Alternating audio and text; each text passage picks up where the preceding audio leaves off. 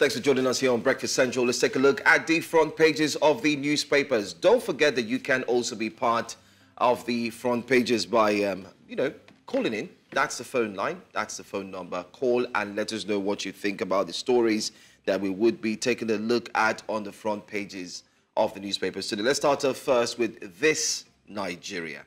This Nigeria will be our very first paper. We'll take a look at two papers, and then we bring in our guest analyst who's here with us.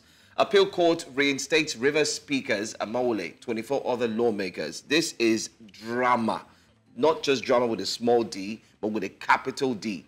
Court nullifies Edo PDP Guba primary. Federal Court in Kano says only EFCC can probe ex-governor Ganduje. Really? Yes, that's what they say. So whatever you're trying to do to probe the chair for the APC, it's not going to work. That's what the federal government says. Anyway, let's take a look at another one. Roads flag off. You could see the man there. They call him Mr. Talk and Do. Wike waving his hands, and he's been commissioning some new projects, even though many feel that they are projects that had been prepared by the previous administration before he came in. But never say never. Just go ahead and read and find out more stories. Private sector can turn around Nigeria's economy, says Dangote and Elumelu, and that's exactly one big conversation that we look forward to have later today. Senate investigates 5.7 billion comatose Mambila power project. Take a look, $5.7 billion. Yes. Laments Nigeria's exclusion from $110 billion global bitumen deal. Very sad. And you come to think about it anyway. Federal government warns Delta, Bayelsa Rivers, Edo over massive flooding. Get ready. Multiple deaths feared as two-story building collapses in Anambra market.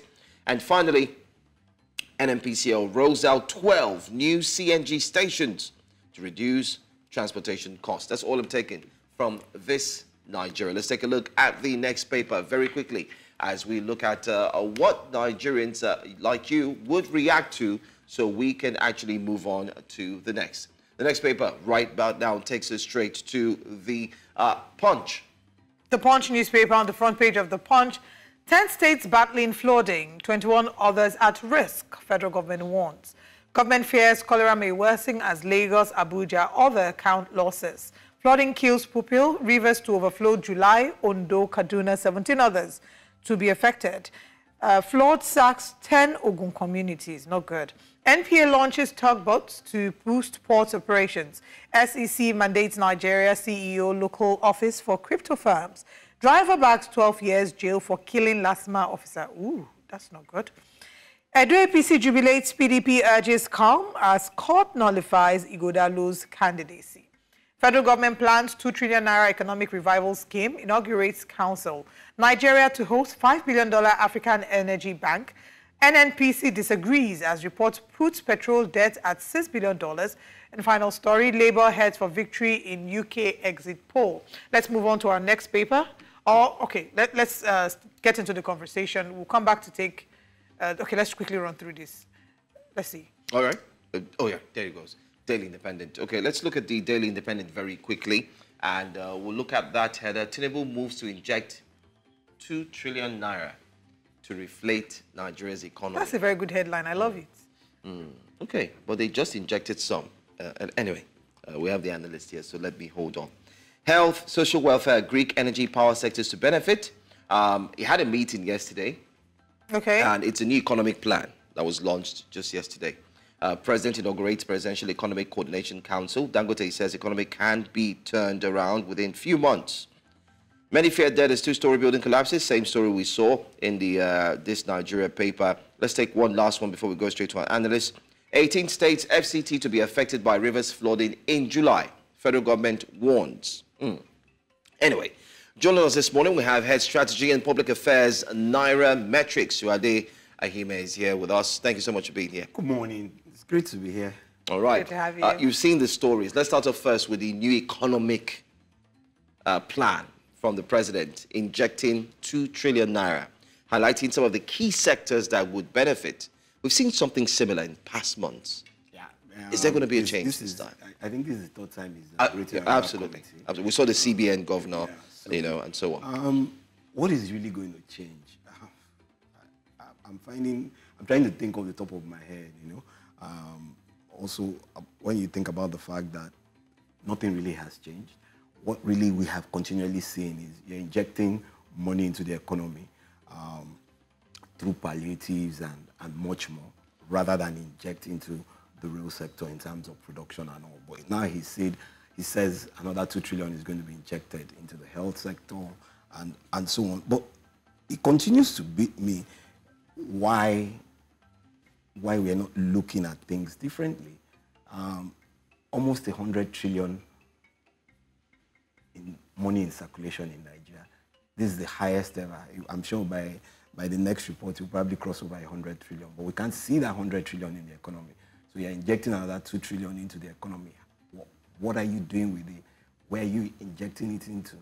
He injected, I think it was 1 trillion not too long ago into different palliatives initiatives. Palliatives can't work. Like I always tell people, I was an advocate of subsidy removal, and I will continue to defend it for the rest of my life. However, palliatives is not the way in.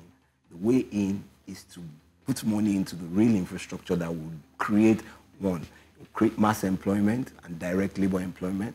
I've seen it before work in this Lagos in my lifetime, and those are the things that we need to start thinking about. Private sector is continually telling us that the private sector can help turn around the economy. We've been hearing this for the last 25 years, since this dispensation of democracy. But growing up in Lagos, I've seen the private sector help turn Lagos around between 1979 and 1983. And it took 4 years. More schools were built, people got better housing, and so on and so forth. So what plan? You just take a look at what was done and then just try and modernize it. It's not rocket science. Why are we trying to reinvent the wheel? And when people talk about private public partnership, it's like it's rocket science and it has never been done. All the estates that were built, both by the federal government between 1979 and 1980 and the Lagos state government, was private public partnerships.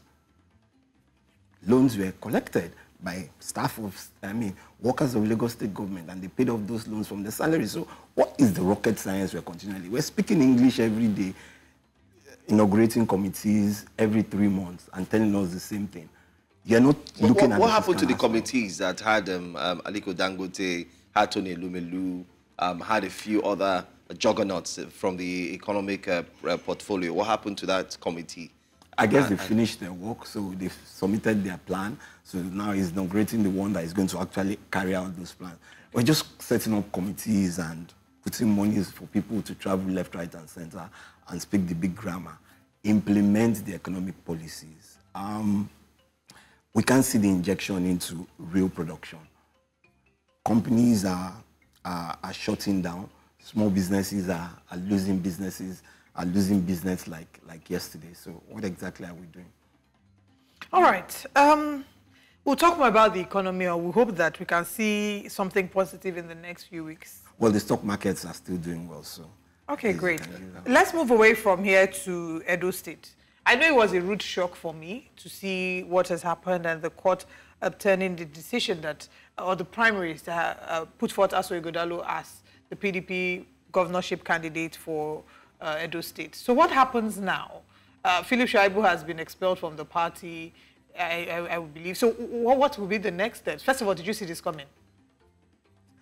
No, I didn't see this coming. But what's the next step? Well, you've gone from one, you started at the court, so you go to the next one. You probably end up in the Supreme Court as quickly as possible, okay, so that they can have a candidate. Otherwise, PDP might just not have a candidate for Edo State gubernatorial elections. And these are, it happened in Rivers for APC in I think it was 2019. Yeah. So if at that point the Supreme Court says, well, courts on what the lower courts held is right, then we just might not see a PDP candidate for the gubernatorial elections in September. That's really going to be a tough one for them. I'm looking at the fact that the court ruling that came forth yesterday also touched on the APC chair as well. Ganduje is saying that the sitting governor, the current governor, cannot charge him to court. Does not have the right as well in terms of, most importantly, there was also an issue with him We did Well, see... so the truth for me is this. You can do your probe as the governor. You can get your findings, but you need to, in my own opinion, I think you need to go through the right process of charging, what's it called? If you say there's corruption, then report the case to the law enforcement agency, the law enforcement agency that should deal with it. And I think that's the best way to go. So I think the court is right. My legal friends should please help me out in this. But you talked about the courts. Don't forget too that someone is on the run. We've still not seen the tail of the white lion. Haya Bello. Well, they're still looking for white lion. Who is looking for him? The FCC. The EFCC. They've not seen him. They will find him. When they find him, they'll take him to court. Okay. He has been missing his court today. Anyway, let's move on from there. Let's talk about flooding. Flooding is a big story. The Punch newspaper reports 10 states battling flooding, 21 others at risk, federal government warns. Government fears cholera may worsen as Lagos, Abuja, others count losses. I think that's a very valid fear. Just before the flooding started, we're seeing the death toll with the cholera cases increasing. So what are your thoughts about flooding? Looking at Lagos State, for example, I don't know if you've seen the conversations. Mega city. Aha! You've seen the conversations about flooding in Lagos State. The Labour Party gubernatorial candidate, Gbadebo Rhodes Viva, did a video talking about showing the weeds around the certain places around the canals and the drainages. I said it's not about demolishing properties. I look at this weed. Who is meant to clear it? Is it the citizens? That at least you should clear the drainages so that during the rainy season. You know what beats me the most is every year we go through this same process. And so it's like, you know, each time we speak about it, we are beginning to sound like broken records. And then Lagos is walking. That's what you hear every day. Walking from where to where. Wednesday, people couldn't get to work. People couldn't even leave their houses. Some people were stranded inside their own houses and had to, you know, climb up if they had spaces to climb up to. And then you have a government, and it's not just Lagos, it's across Nigeria. And this is the heavy rain seasons. Last year, we were still battling the intervention that came in from flooding in how many states within the Middle Belt. And we're expecting the same thing this year. So why are we continually speaking the same grammar every year rather than act? I guess Nairametrics has been saying this since March, before the heavy rain started. Yes. That they expect heavy floodings, heavy rains. We've heard so much about climate change. Well, like I always tell people, we have a role to play before we start calling climate change. Have we done our own parts? If you don't deal with the social issues, are you with me? And the economic issues that affect the environment, then we can forever shout about climate change and we'll have flooding every year. And that's what you're asking. Who clears the drainages? Yeah. And drainages are cleared. Many times you see them cleared. 2 weeks, the sands are on the rubbish are by the side of the street, then the rain falls again and then it goes back. I always ask what's Loma doing? Please. What are all the... I always want to ask, why do they do that? Why clear the drainages and leave the dirt on the road? I understand that you have to leave it to dry up, so the truck comes and packs them. The governance is a combination of different arms working together. So the Ministry of Environment will tell you we need to clear the drainages, or whether the Ministry of Works, and then they clear the drainages. And then the Ministry of Environment or whoever is responsible for clearing them is not aware that they are clearing drainages. And then when the rains are falling again, they'll come back and say, when did you clear the drainage? Okay, let's go and take out the remaining little bit of trash that has been brought onto the roads. And that's it. I've gone past several roads in the last 1 week. Heaps that have been cleared. All of them have just gone back with this last rain. It's wild. Okay, I want us to take a story on the front page. This one, we haven't taken the front page of the Vanguard, but I want us to take that story. That's because kidnapping is a big deal now. Federal government working seriously to secure ungoverned spaces, according to the NSA. There are several other stories there. JAMB uncovers 3,000 fake graduates. 2,000 retirees receive 4.5 billion naira benefits. 21 local government areas in 10 states and FCT submerged in flood, according to federal government. See, they're saying that no release of water from dams.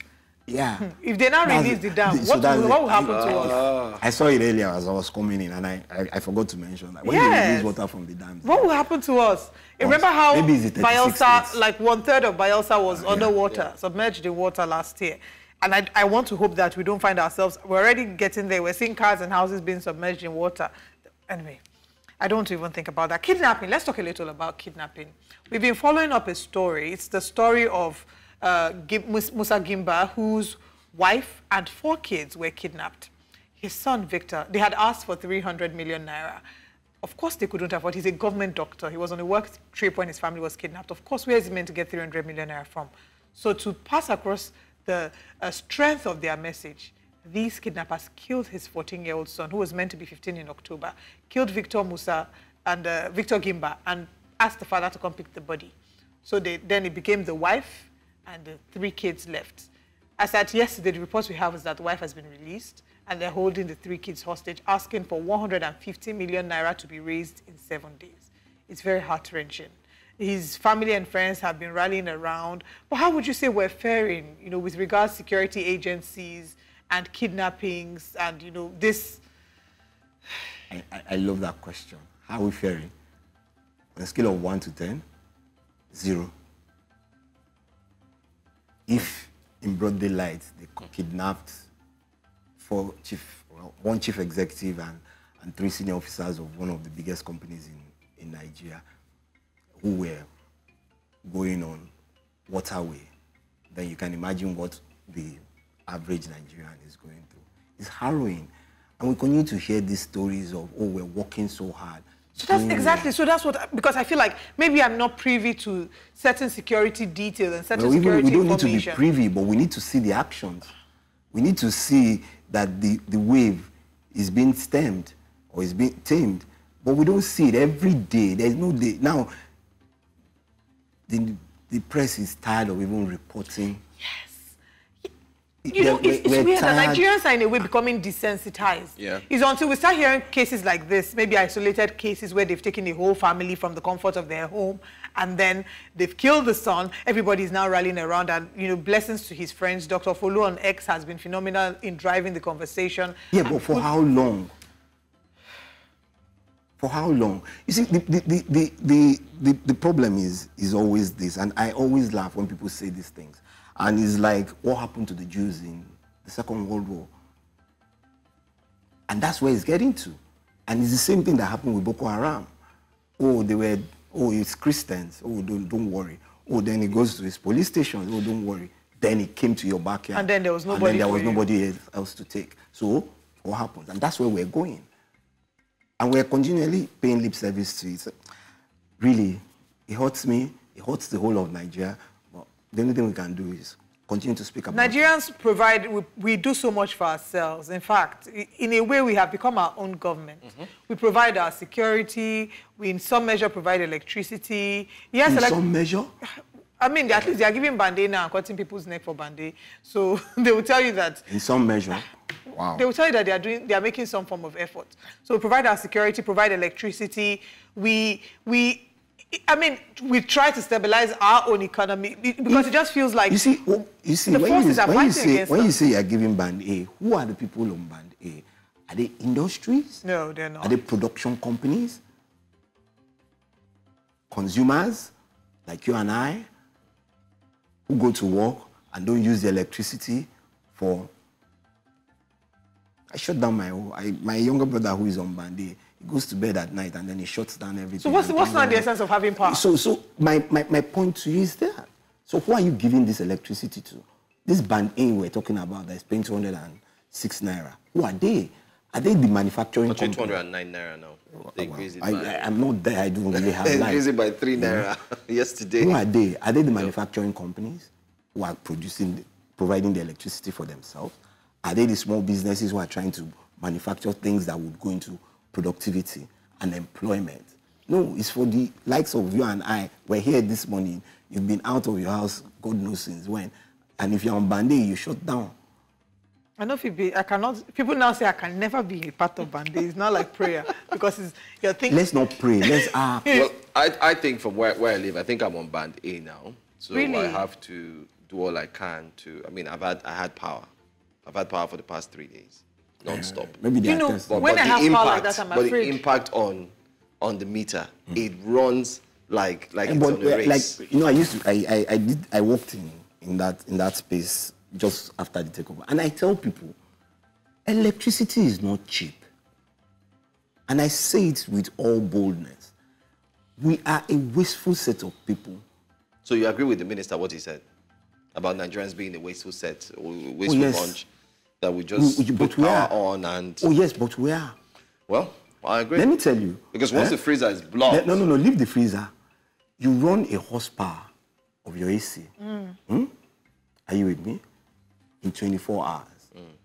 It consumes about 36 units of electricity. So why should So just multiply it by 30. So why shouldn't I run horsepower of my AC? So if I'm at home, I should turn off AC and be suffering heat because I don't want to be wasteful. So I can forgive you for saying that we are wasteful. But the minister does not. Cannot come and tell us I'm not justifying what the minister said, but I'm asking you. Yes. I'm asking you. Do you require the AC for 24 hours if you're not there? I do while I'm there. Except I'm not there. I do. That's my point. Because my house is hot. When you are there, and for how long? No, I don't think there's anybody in this day and age that runs the AC whilst they're not at home. I'm just trying to explain to you the cost of electricity. Okay, let's take this call from Emmanuel, thanks for calling. Go ahead, please. Hello, Emmanuel. Hello? Yes, go ahead, please. Go ahead, please. When we are talking about security, so the country that cannot tackle mosquito, it cannot tackle hunger, it cannot tackle mosquito. And the country won't tackle somebody that carry AK-47. So before somebody is talking about something, they have to reason well. That this person that's talking about security, the little security reason, he cannot tackle it. Mosquito is killing a lot of people, fever, everything. Country that is suffering from mosquito, ordinary mosquito. He cannot take care of mosquito. He cannot tackle mosquito. He won't harm someone that carry bomb, carry AK-47. So you're supposed to know that Nigeria is no serious. So we are in hunger. So as somebody is hungry, nobody can take care of control hunger. So if nobody is hungry, that commit crime. People don't deceive ourselves.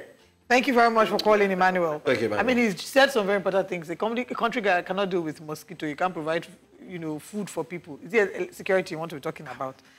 Okay. Let's still look at the front pages of the paper. There's another story I wanted to take, but this time around is from a completely different newspaper. I don't know if we have that. It's from the Vanguard newspaper. Let's look at the front page of the Vanguard newspaper. 21 local government areas in states, FCT submerged. No, sorry. We've taken this. I think it's the First News. Sorry. First newspaper. Front page of First News, the big story, Samoa agreement. Federal government defense pact amidst controversy reaffirms stance against same-sex marriage. Rivers Appeal Court reverses sacking of 25 pro-Wike lawmakers. Lawmakers' seats remain vacant despite ruling, says Ugochinyere. Lagos erases pension backlog with 4.46 billion naira payout to 2,000 retirees. Massive human capital boost, 24 million Nigerians to benefit from federal government initiative. Prepare for more flooding, federal government warns states. They've been warning us now. We're hoping that they would actually start. Yesterday's papers, one of the headlines says, the government advises those in flooding-prone areas to move to higher grounds. That was the headline. I said, move to higher grounds. How? Have they seen the cost of rent? I want to move houses. I can't afford to move houses. How many people will move to higher grounds? Do what you're supposed to do. Do this, provide the social amenities, clear the drainages, build new drainages, create new... No, it just beats me where a government believes that the only way for Nigerians to be better off is 1,000 palliative initiatives rather than invest in infrastructure. And that's what I've seen. That's my opinion. All right. Still looking at the front page. Court voids Edo PDP governorship primary, and JAMB uncovers 3,000 fake illegal certificates. And we also have outrageous, insensitive NLC calls for reversal of new electricity tariff. And final story, Tinubu unveils 2 trillion naira economic injection plan to propel Nigeria's recovery. Let's talk about the Samoa agreement. It's caused a lot of uproar on social media. Many people are saying, oh, the government has signed a deal with a country in a way they are subconsciously legalizing anti-LGBTQ and all the rest. What are your thoughts on this? Government has come out to say no such thing has happened. We know that this negotiation has been going on for a while, since 2018, I believe. And I had a look at one of the documents. And in the documents, I saw an article, I think it was Article 9 and Article 10, that explained, so I see what may have been interpreted maybe as LGBTQ rights, which of course would be the affirmation of all human rights. So I think the question now would be, what is the definition of all human rights in the Nigerian context, right? What is the definition of all human rights? All humans. Yeah. That's what it should be. Yes. Yeah. Irrespective of gender, age, color, race, and beliefs. That's what it is. That's what it is for me. When people push in a particular kind of way, they should always remember that they too are human, and the first thing we must think about is we're human. So human rights is human rights, irrespective. I might not like someone's gender, sexual orientation. Exactly, sexual orientation, but that doesn't mean that the person is not human. Humans first. Yeah. We have someone calling from Niger State, Francis, who I believe. Good morning. Hello? Oh, we lost that. So anyway, I think that brings it to a close for today on the front pages. We've taken a look at some of the very, very interesting stories. Sorry, I don't want us to leave without talking about this jump uncovering 3,000 fake graduates.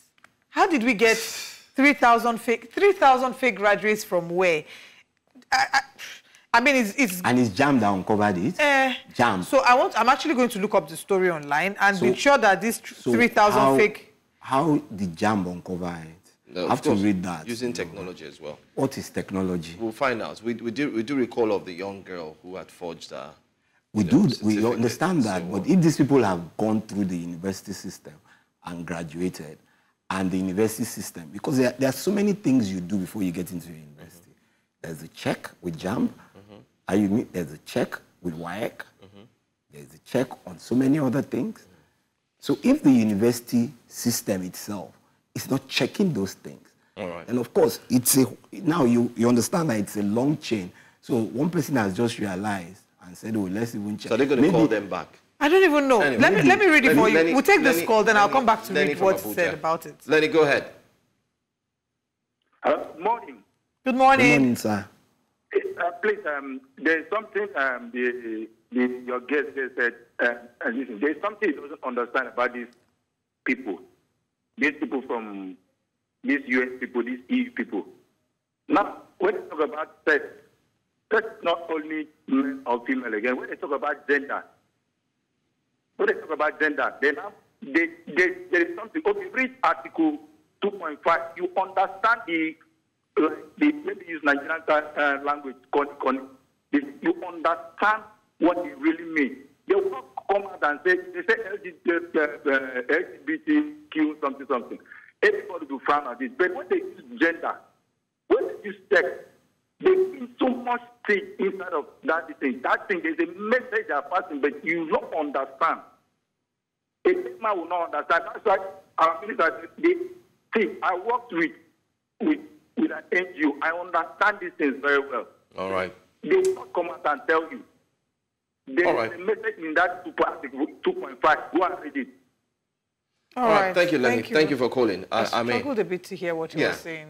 I'm not sure the line was very about, I think it was section 2 of the article. Yes, of the article. So they mentioned about gender and so on. But then again, we'll have a full-on conversation about that, completely separate. But thank you so much for sharing your thoughts with us on that.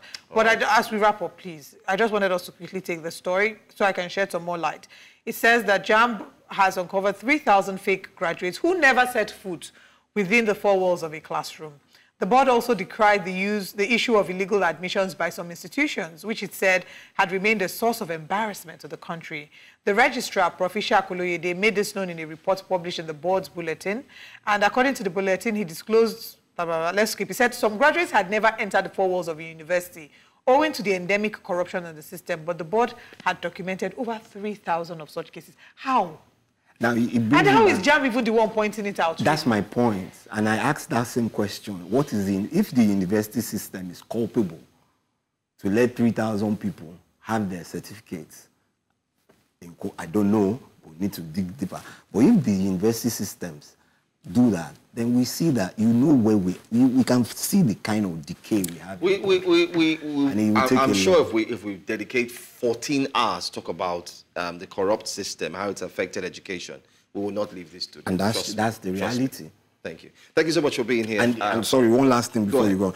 And that's because our emphasis is so much on certificates and certifications. Yeah. That's the big one. So everybody, so you present a certificate, it means that I have an MBA. And university education also, like we should start looking more towards informal education, encouraging people. Not everybody has to go to a school. Not everybody has to go to a tertiary university. A tertiary institution, and I mentioned that last time. Most important, basic education, primary, secondary, read and write. And then pursue your dreams. Thank you so much for joining us. Thank you for having me, as always. It's been a good conversation. Public Affairs, Head of Strategy and Public Affairs, Nairametrics, Uade Ahimie.